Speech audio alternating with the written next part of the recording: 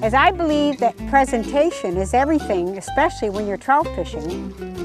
the one reason that I can think of why you would want to buy Michael Snowdy's tape is not only does he go into all the detail about the flies that he's using, but he also shows you how to use them afterwards on the stream while he was on Clark's Creek and catching fish.